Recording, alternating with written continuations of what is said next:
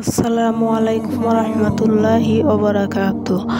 মুনাজাত করার নিয়ম, শুরুতে কি পড়বে, মাঝে কি পড়বে এবং শেষে কি পড়বেন। প্রিয় দর্শক, আমরা সবাই দোয়া এবং আমল করে থাকি এবং দোয়া এবং আমলের পরে মুনাজাত করি, কিন্তু হয়তো আমাদের অনেকের দোয়া কবুল হয় না, আবার অনেকেরই দোয়া কবুল হয়। এখন কেন মানুষের দোয়া কবুল হয় না এবং তা কারণ হলো আমরা ঠিকমতো মুনাজাত করতে পারি না, এই মুনাজাত করার সঠিক নিয়ম জানি না।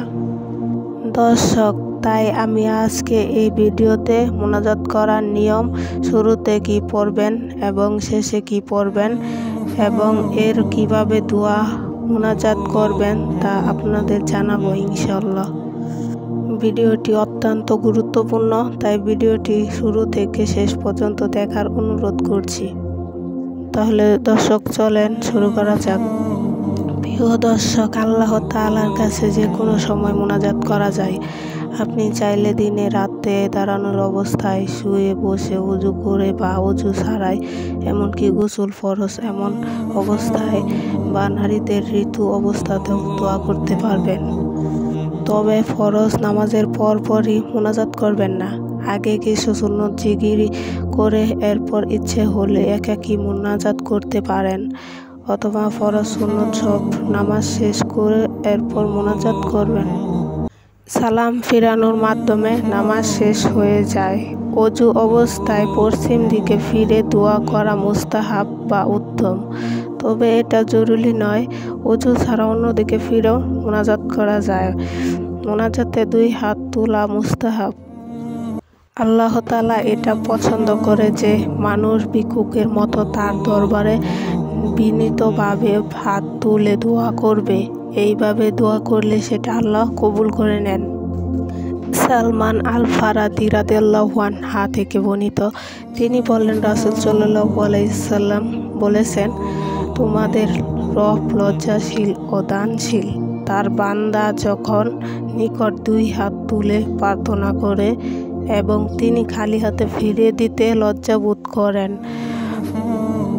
প্রিয় দর্শক, মুনাজাত করার আরেকটি গুরুত্বপূর্ণ পদ্ধতি হলো, মুনাজাত করতে হবে বিনীতভাবে, নির্জুম মনে, মন দৃষ্ট আশা নিয়ে যে আল্লাহ সব কিছু করতে পারেন আর তিনি অবশ্যই আমাদের দোয়া কবুল করবেন। আমি তো পাপী, আল্লাহ কবুল করে কি না এরকম সন্দেহ থাকলে বা আল্লাহ কবুল করবেন না, আমাকে ক্ষমা করবেন না, আল্লাহর সম্পর্কে এমন খারাপ ধারণা নিয়ে দোয়া করলে আল্লাহ সেই দোয়া কবুল করবেন না। বান্দা যতই পাপী হোক, সে আন্তরিক তওবা করে জান্নাতুল ফেরদৌস আশা রেখে দোয়া করবে। বিপদ যত বড়ই হোক, আল্লাহ সব ইচ্ছা পূরণ করতে পারেন, এই আশা নিয়ে দোয়া করতে হবে। আর যেই দোয়া করা হচ্ছে সেই দিকে মনোযোগ রেখে বুঝে আল্লাহর কাছে চাইতে হবে। উদাসীন হয়ে অন্তর থেকে না চেয়ে শুধু মুখে উচ্চারণ করে গেলে বা আন্তরিক দোয়া না করে দেখানো দোয়া করলে আল্লাহ সেই দোয়া কবুল করেন না। কান্নাকাটি করে বিনীতভাবে দোয়া করলে আল্লাহ অত্যন্ত খুশি হন এবং বান্দার এই দোয়া আল্লাহ খুব তাড়াতাড়ি কবুল করেন।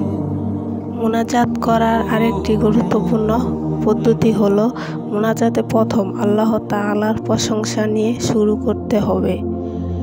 এই বলে প্রশংসা করা যেতে পারে, আত্তাহিয়াতু লিল্লাহি ওয়াসসালাওয়াতু ওয়াত-তাইয়্যিবাতু, অর্থ সমস্ত অভিবাদন, সকল সালাত ও পবিত্র কাজ একমাত্র আল্লাহর জন্য। অথবা মুনাজাতের শুরুতে এটা বলে আল্লাহর প্রশংসা করা যাবে যে, আলহামদুলিল্লাহ রাব্বিল আলামিন, অর্থ সমস্ত প্রশংসা আল্লাহর জন্য, তিনি জগৎ সমূহের প্রতিপালক। প্রিয় দর্শক, এরকম যে কোনো এক বা একাধিক বা এইরকম আল্লাহর জন্য প্রশংসামূলক অন্য বাক্য বলা যাবে মুনাজাতের শুরুতে, আর এটা বলা খুবই প্রয়োজনমূলক একটি কাজ মুনাজাতের জন্য। সর্বোত্তম দরুদ হচ্ছে দরুদের ইব্রাহিম, যেটা আমরা নামাজ পড়ি এটা না পড়লে ছোট অন্য দোয়া পড়া যাবে, যেমন আল্লাহুম্মা সাল্লি আলা ওয়া সাল্লিম আলা নাবিয়্যিনা মুহাম্মদ। অর্থ, হে আল্লাহ, আপনি আমাদের নবী মুহাম্মদ সাল্লাল্লাহু আলাইহি ওয়াসাল্লাম এর উপর সালাত ও সালাম বর্ষণ করুন। প্রিয় দর্শক, একদিন রাসূল সাল্লাল্লাহু আলাইহি সাল্লাম দেখলেন এক ব্যক্তি দোয়া করছেন, কিন্তু সে দোয়াতে আল্লাহ তাআলার প্রশংসা ও রাসূলের প্রতি দুরূদ পাঠ করেনি। রাসূল সাল্লাল্লাহু আলাইহি সাল্লাম তাকে লক্ষ্য করে বলেন, সে তাড়াহুড়ো করছে। অতঃপর সে আবার প্রার্থনা করল। রাসূল সাল্লাল্লাহু আলাইহি সাল্লাম তাকে অথবা অন্যকে বলেন, যখন তোমাদের কেউ দোয়া করে তখন সে যেন প্রথমে আল্লাহ তাআলার প্রশংসা ও তার গুণগান দিয়ে দোয়া শুরু করে। অতঃপর রাসূল সাল্লাল্লাহু আলাইহি সাল্লাম প্রতি দুরূদ পাঠ করে এরপর তার যা ইচ্ছা আল্লাহর কাছে প্রার্থনা করে। আবু দাউদ সহিহ হাদিস। মুনাজাতের আরেকটি পদ্ধতি হলো নিজের পছন্দ মতো নিজের জন্য বা অন্যের জন্য দুনিয়া বা আখিরাতের যে কোনো কল্যাণের জন্য দোয়া করতে হবে। আল্লাহুম্মা আতিনা ফিদ দুনিয়া হাসানাতাও ওয়া ফিল আখিরাতি হাসানাতাও ওয়া কিনাল আযাবান্নার। অর্থ, হে আল্লাহ, আমাদেরকে দুনিয়ার জীবনে কল্যাণ দাও এবং পরকালের জীবনে কল্যাণ দান করো, আর আমাদেরকে জাহান্নামের আযাব থেকে বাঁচাও। প্রিয় দর্শক, এই দোয়াটির ক্ষেত্রে মনে রাখবেন বিদ্রোহ আল্লাহুম্মা আতিনা অথবা রাব্বানা আতিনা এই দুইভাবেই পড়া যায়। সহিহ মুসলিমের অন্য হাদিসে আছে, আনাস রাদিয়াল্লাহু আনহু যখন একটি দোয়া করার ইচ্ছে করতেন তখন এই দোয়া করতেন, আবার যখন বিভিন্ন দোয়া করার ইচ্ছা করতেন তখন তার মাঝে এই দোয়াটি পাঠ করতেন। সহিহ বুখারী মুসলিম তিরমিজি শরীফের হাদিস। প্রিয় দর্শক, এছাড়াও জীবিত বা মৃত পিতামাতার জন্য দোয়া মধ্যম এই দোয়া বেশি বেশি করতে হবে। রাব্বির হামহুমা কামা রাব্বায়ানি সগীরা। অর্থ, হে আল্লাহ, তুমি আমার পিতামাতার প্রতি দয়া করো যেই রকম দয়া তারা আমাদেরকে শিশু অবস্থায় করেছিল। প্রিয় দর্শক, এখন আপনি সংক্ষেপে মুনাজাত করার নিয়মটি জেনে নিন।